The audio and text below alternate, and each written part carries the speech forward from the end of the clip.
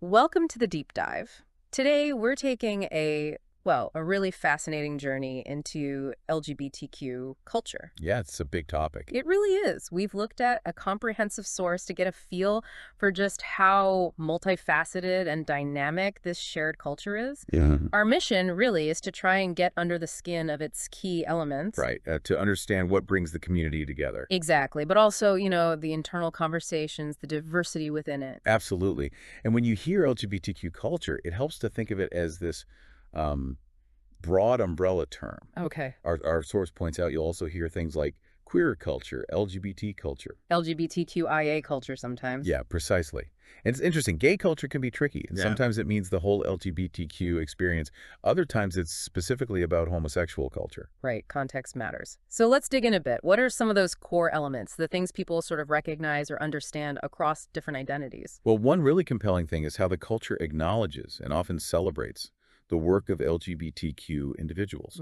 Both current figures and historical ones. Exactly. People making waves today, Yeah. like Larry Kramer's mentioned, Keith Haring. Rosa von Braunheim, too. Right. And then there's the historical aspect. Yeah. Now, it's debated, applying modern labels backwards. Sure, that's always tricky. But many LGBTQ people feel this deep kinship, this connection with figures from the past whose lives resonated. Mm. And organizations like victoryfund.org supporting politicians, that feels very current, very goal-oriented. It does. It highlights this thread of shared history, but also ongoing political aims. So it's definitely not just about celebrating famous people. There's a real sense of collective action social movements. Absolutely. A sort of baseline understanding of LGBTQ social movements, what they're trying to achieve, that's pretty key. Okay. And then there's the shared familiarity with certain figures and identities within the community itself. Like drag kings and queens. Uh-huh. Their cultural significance. And pride parades, of course. The rainbow flag. Instantly recognizable. Yeah. And often you see this sort of global coordination supporting LGBTQ civil rights movements elsewhere. Those sound like pretty strong unifying threads, but it's not like everyone feels part of it, is it? That's a really crucial point. Huh. Our source makes it clear not all LGBTQ individuals actively identify with LGBTQ culture. Why is that? Well, it could be lots of things. Maybe geography, just being far from community hubs. Or lack of awareness. Lack of awareness, yeah. Or fear of stigma, sadly. Or just personal preference, not wanting that label to be the main thing. Exactly, just a personal choice. And even within the culture, there are critiques, right? Like Yeah. queercore or gay shame movements pushing back. Yes, and that's often a sign of a living, breathing culture, isn't it? These internal debates. What are they pushing back against, typically? Often concerns about, say, commercialization, or maybe feeling like the culture's becoming too mainstream, losing its edge, or focusing too much on assimilation. Kind of a selling out critique sometimes. Sort of, yeah. Or worries about becoming, like, ghettoized in a way that marginalizes more radical voices. It's complex. Now, geographically, you can't ignore those gay villages or gayborhoods, especially in North America. No, they're very significant. Places like Greenwich Village, the Castro in California. Hell's Kitchen, Chelsea in Manhattan, Le Village in Montreal, Church in Wellesley in Toronto. Right. These areas have historically been vital. Safe spaces, places where community could really form. And they do more than just host pride parades. Oh, definitely. They often have their own specific cultural events. Think of the Gay Games or Southern Decadence down in New Orleans. Right, very local, specific traditions. Exactly. They really cement a cultural identity tied to that place.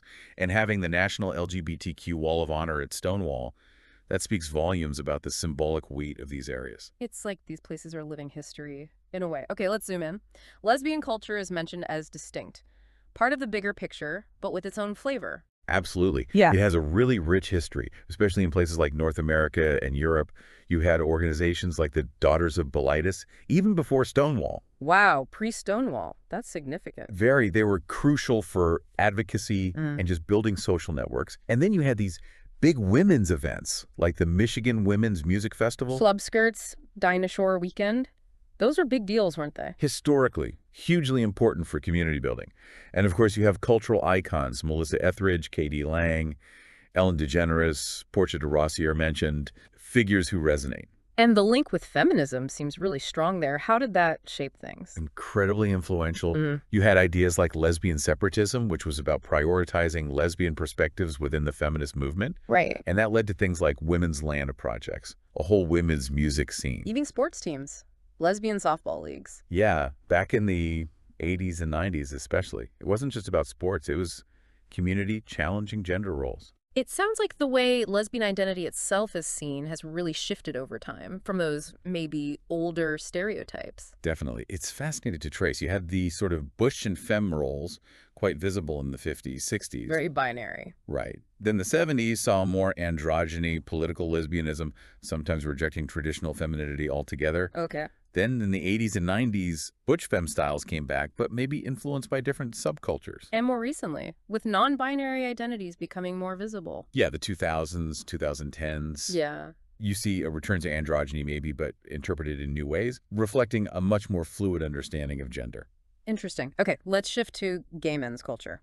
The source notes a change from homosexuality to gay back in the late 50s, early 60s. That wasn't just words, was it? No, absolutely not. Yeah. Moving away from that clinical term homosexuality to gay, Yeah. it really signaled the start of a more visible, comprehensive culture. Not just sex, but social life, art, community. But before that, it was more hidden, coded. Very much so.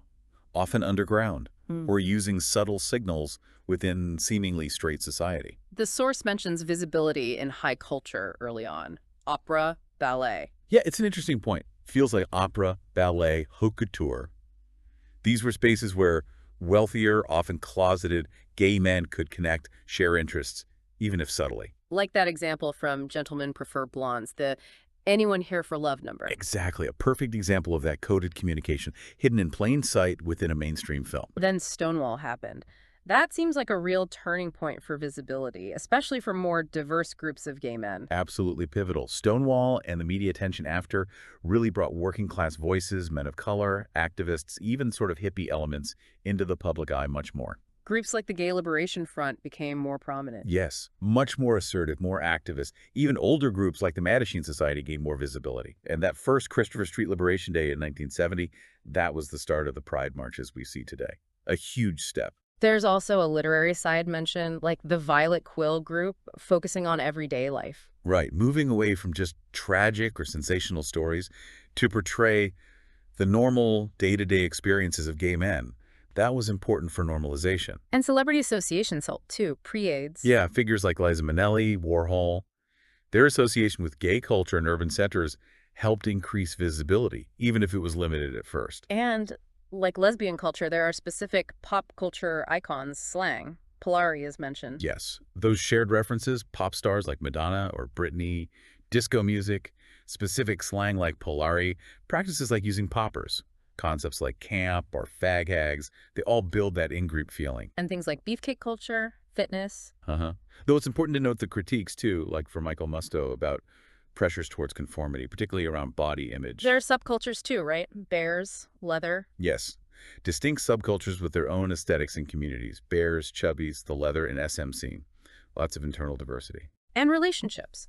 The source mentions studies on monogamy versus open relationships. Yeah, it touches on research suggesting monogamy is common, challenging stereotypes.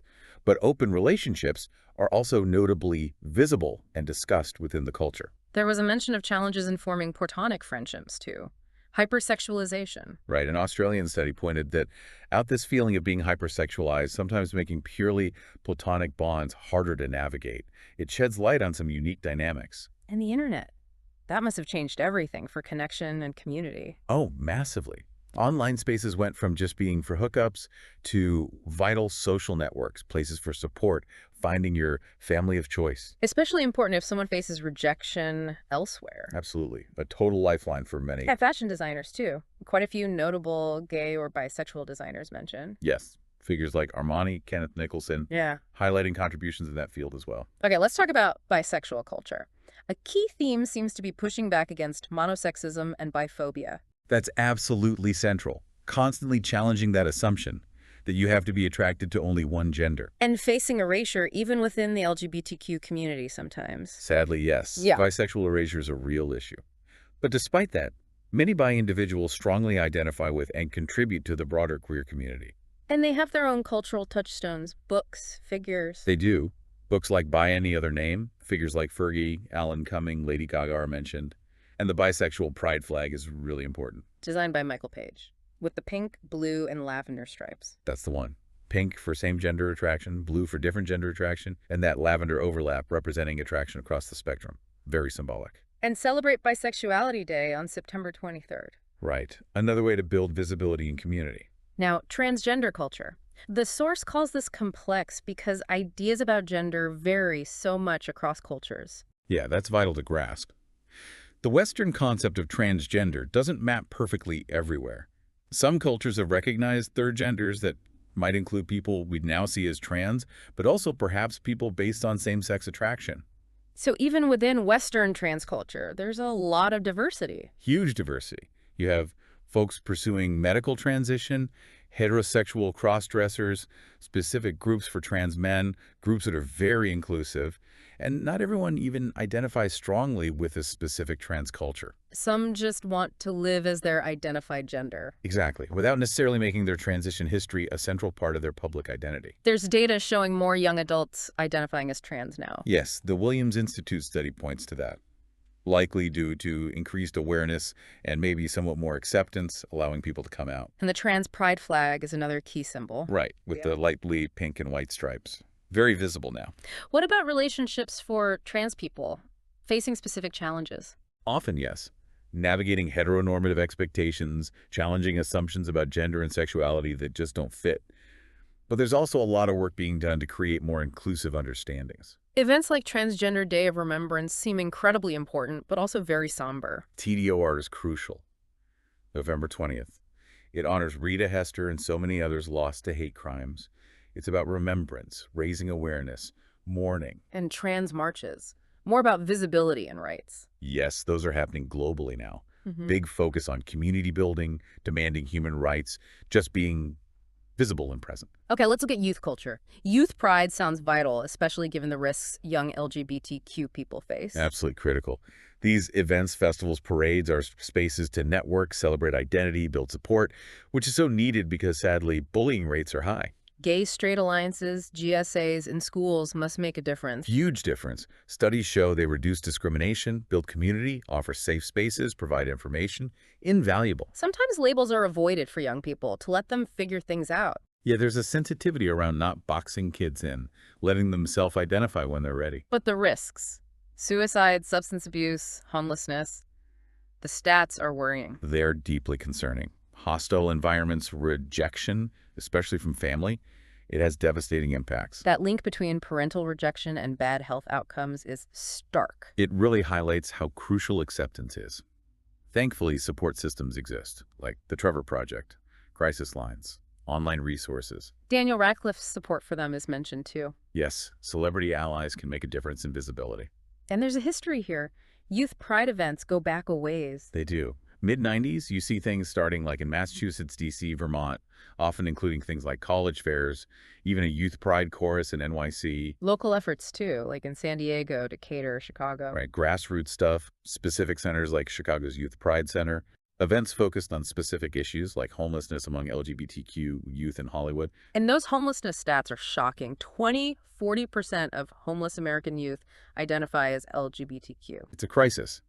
And trans youth face particular difficulties in shelters. And the suicide rates, 4 times more likely to attempt. Horrifying statistics. It just underscores the vulnerability and the need for support and change. Okay, circling back to Pride itself, the big parades, what's their core function? They're fundamentally outdoor celebrations, right? Celebrating social acceptance, self-acceptance, achievements, legal rights.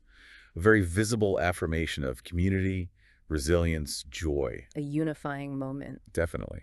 Bringing lots of different people together. The source also briefly mentions other specific cultures, like African-American LGBT culture. Yes, highlighting intersectionality. Events like Black Pride in the US and UK address unique experiences at the intersection of race and LGBTQ identity. And also mentions movements, politics, even the military. Right, showing how LGBTQ identity intersects with political movements, both progressive and conservative, and the ongoing fight for full inclusion in institutions like the military. Repeal of Don't Ask, Don't Tell was a step, but challenges remain, especially for trans folks.